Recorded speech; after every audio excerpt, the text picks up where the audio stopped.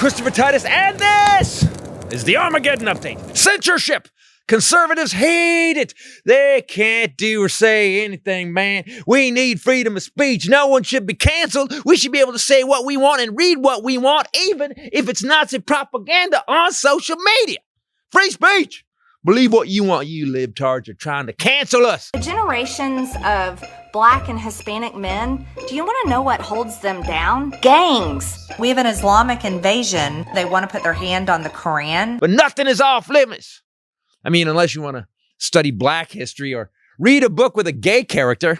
So to be clear, Republicans are against censorship, unless it's something they don't want to hear. This is Ron Bootsy DeSantis, and he is banning any studies about African-American history or LGBTQEIEIO history. They're taking books off the shelves with gay characters or if they happen to cover Black history. Now, I'm not saying Ron's a racist. In fact, maybe Ron just wants to be Black, and be like this Bootsy. But since he can't, he's going to ban all references of Blackness. Now, I'll be honest, he's a racist. Book bans have been going on for as long as genocide has been going on. Coincidentally, exactly as long as genocide. Mark Twain, Harriet Beecher Stowe, Judy Blume, William Shakespeare have all been banned at times, and it goes way back. And book banning has always worked out. Ask 6 million Jews.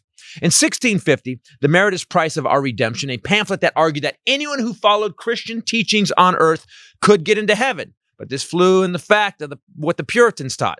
They taught that only a special few were predestined for God's favor. So we got to ban that pamphlet because only rich, judgmental people get into heaven.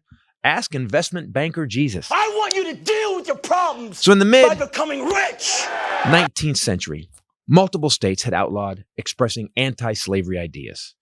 And the prototype for Rosa Parks, Harriet Beecher Stowe, defied that ban and released Uncle Tom's Cabin, which told the truth about slavery. The book was publicly burned and banned by slaveholders, surprisingly, along with other anti-slavery books, which totally made people forget about slavery.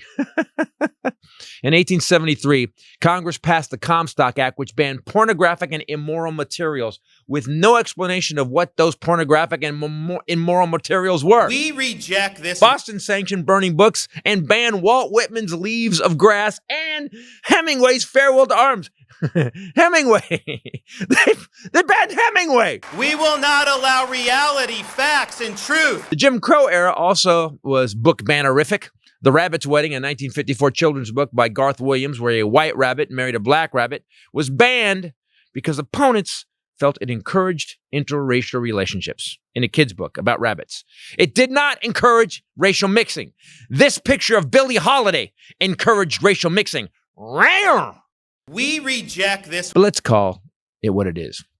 Banning Black history and any reference to LGBTQ people is un-American. It's revisionist. It's racism. In a country built by slaves where our founding documents specifically state that all men are created equal. Of course, women get paid a third less. Moving on. Look, for Ron DeSantis to deny and kill all history of our African-American and LGBTQ brothers and sisters is not only the most egregious white nationalist bullshit since a week ago in Florida, but it's flat out racism and homophobia, which, by the way, is the entire GOP platform in 2024. I'm Christopher Titus, and this is the Armageddon Update. Oh, come on, man. We ain't racism. We ain't racist at all. We just don't want our kids to be upset that Black people got messed over by white people because they're white. But guess what, dude?